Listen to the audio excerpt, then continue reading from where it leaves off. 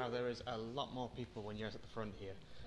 So yeah, I'm trying not to go cover the same things Prasad has, because we overlap quite a lot in our research. But just to give you a kind of run through what I'm going to talk about today. Oh, the mic. The one thing I've been in charge of all day, and I've missed it myself. So that went spectacularly. But yeah, sorry, to reiterate there, I'm looking at how we can involve young people in the design of applied games. So just to give you a quick run through, I'm going to be running through a bit of background and just quickly move into a bit of motivation, outline the methods because it's the kind of insight of a scoping review and I'm not going to bore you with the intricate details. Then a bit more on the study characteristics, results, and then more importantly onto the recommendations of what I learned.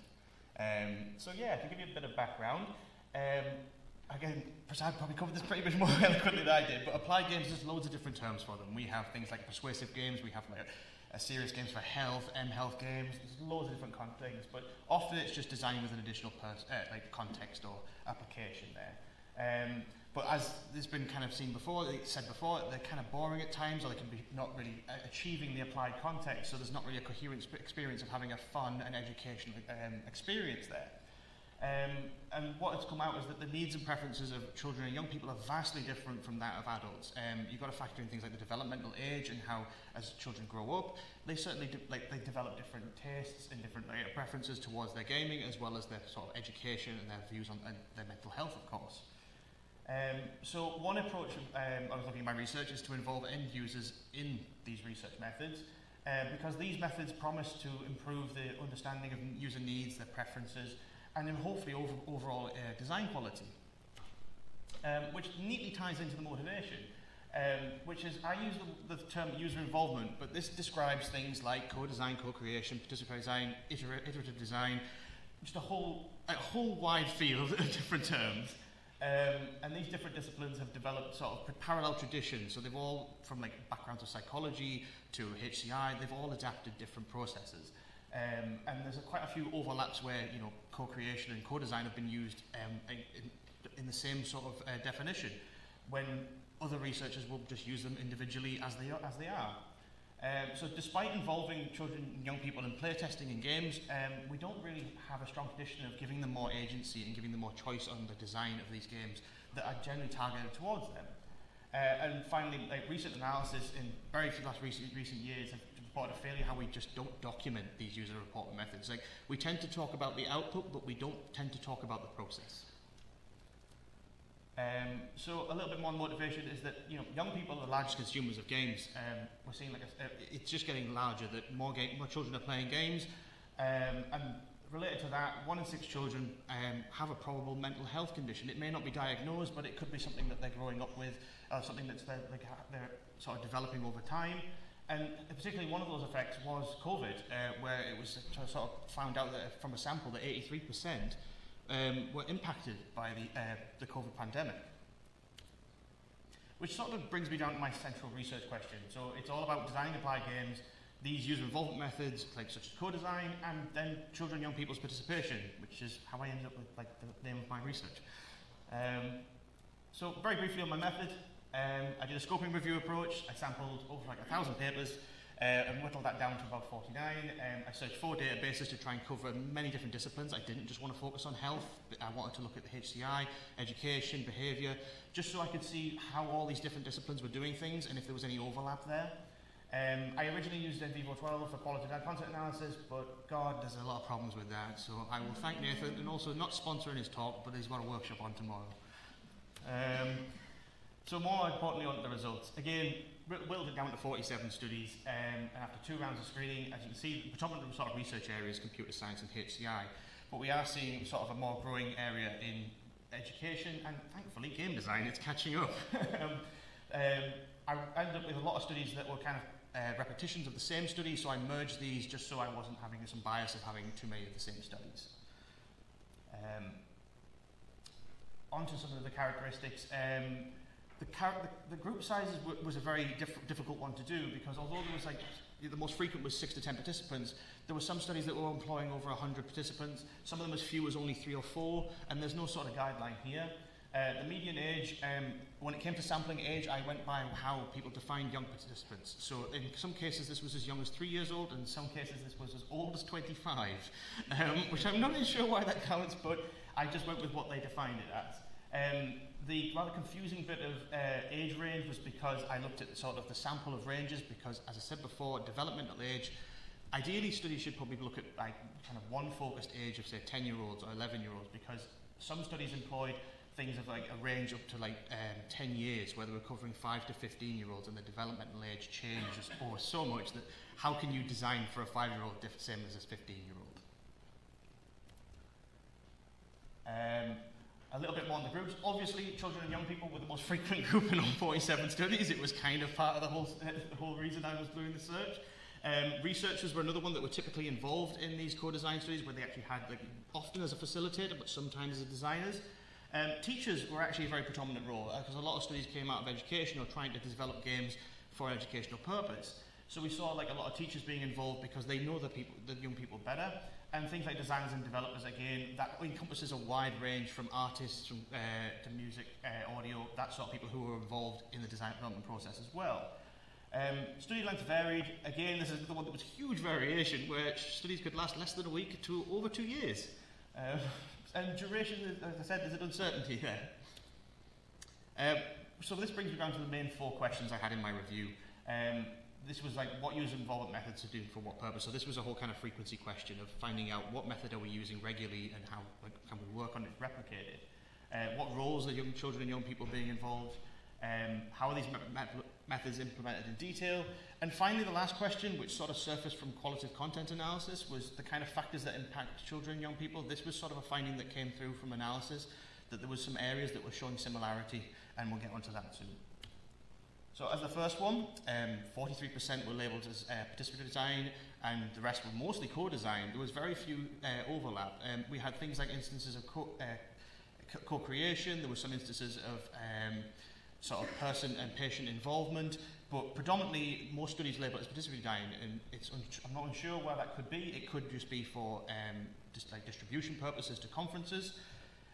However, the definitions of involvement vary between methods. Although they use participatory design, they tended to have a variation where involvement could mean you would literally just taken part, you were interviewed, or it could mean your involvement throughout a whole project, and this varied between studies. As I've already mentioned that one, the majority of studies formed I took a sample of what the goals were of these studies. So what were they mainly focused on? And the most predominant one was informing and designing and developing. So this is where they brought on children and young people to either iterate on an existing prototype or game concept they had, or this was to try and design something from the ground up. Very few studies looked at sort of looking at developing children's skills and sort of fostering a bit more of like the kind of collaboration that can occur during these studies. So as children and young people are being involved, I looked at how they, what studies like labelled them specifically in their studies, and then I assigned Druin's labels of how they were involved in these studies. The differences between them was probably how they defined participation. So this is again part of the qualitative content analysis, was to look into, you know, what kind of roles are they taking on. So predominantly most young people were involved as informants, where they were involved at very specific stages of the study. Quite nice to see that it was actually 24 studies actually embraced having them as full design partners throughout the course of the development process. And overall, teachers and parents and carers' involvements, this was seen as overall beneficial, mainly because they know the children better, but there was also some concerns where they might steer children's preferences because they feel protective, as well as they want to try and probably illustrate their opinions through as well. And quite surprisingly, although there was quite a bit of industry involvement reported, it was very infrequent on what they actually did. Sometimes it was as a design developer to try to finish a project for them, but sometimes it was just something labelled as they came in as a guest speaker, but it was really kind of unclear of like how much they had hands-on with young people and the researchers involved. So how these methods are implemented in detail, I looked at sort of this sort of recipe of how we're doing this, like what's actually happening during this time. And all I can say is there's really a lack of transparency and consistency on how these methods are structured and delivered. It seemed clear that separate sessions are better than long day sessions. I think that's obvious. After long days of conferences, you probably find shorter sessions are much better. Paper prototyping, focus groups and play testing existing games, these were the most frequent activities across 45 different activities that were recorded from all these studies. Of those 45, about only 20 were individual to a unique study, so we were making up activities as we were going along. We're not actually replicating them. Things like icebreakers, onboarding, and these introductory sessions, adults find a little bit awkward, like doing icebreaker games, but kids and young people, it's a really good way to kind of build that trust and get to know people a bit before jumping straight into these hands-on workshops. And finally, there was a big contention on how children and young people want to interact during these activities or workshops. A lot of the time, there would be one study suggesting that verbally is the best way for to communicate, but if you have children who are very shy about talking, how do you embrace that? And how do you get them to sort of get involved? So there's a lot of contention in there and not really any kind of strict direction where to go with it, other than probably being flexible. And finally, reflection evaluation sessions. So things like doing some user experience at the end of your workshops. These were very infrequent. We're very focused on the prototyping and the ideation, but less so much about the evaluation and asking these children if they actually found it fun. And so the final question was more about the ones that sort of surfaced across the study. So I'm kind of reiterating Prasad's points here, which was young people actually reported they didn't comprehend some things, like the aim or the purpose. So they asked, in the few cases, I think there were 7 cases where they did actually reevaluate the product as well as the process. They did actually say that there was issues where they didn't understand the aim or the purpose. So they participated in this workshop, but they had absolutely no idea why. Things like cohesion, where if there was a larger group used, and say like 20 participants, and they divided them into teams, having them come back to share ideas caused some friction because they were proud of their ideas. They didn't want to drop their ideas. So managing that kind of communication and actually having them work cohesively is one thing that impacts involvement. Time constraints, again, as Prasad had mentioned, it's something that can follow us across here. We only have so much time in a workshop, and how can you make sure that they have as much experience with the game development or the design process and as much input as possible? Some solutions have been to try and use social media, so there's a Facebook page where they can add details and questions and try and expand upon what they're doing. Confidence was another one, where some children, again, are going to be more confident than others. There are going to be more people who are confident speakers than others. And that the idea that you're going to have some people who are shyer, that how do you then offer them space so that they can ask, like they can present their ideas. And finally, accessibility, which was a huge one because there's a whole area where sometimes it's seen as more as token representation. You're including them because it looks good on paper. However, are they actually being included? Are their ideas being generated? Has everyone's ideas been put in, thought about, and sort of almost redistributed back to them to understand, your ideas are valuable? So my conclusion from the scoping review is just a whole load of uncertainty on basically on how we define specific methods and what to use going forward. Less studies focus on methodological interest, so this is things like upskilling, examining involvement. We're very focused on developing the product, but not so much on the process and how these young people are enjoying it, as well as what activities are working and what workshops are working best. We have a lack of evaluating whether these activities, I've just said that, sorry. And we have studies reporting early ideation sessions, but we're not focusing on later developmental stages, so we should probably take more time to sort of weigh those out. And again, comprehension, cohesion, confidence, time constraints, and accessibility are additional considerations. And my final slide is just basically recommendations going forward. Detail the design process, please. Tell me what you're doing, like what are you actually going on in your method. It's great to say it's participatory design, but explain how you define participatory design and what kind of processes you're going on. I think that's something as a research committee we need to go forward with.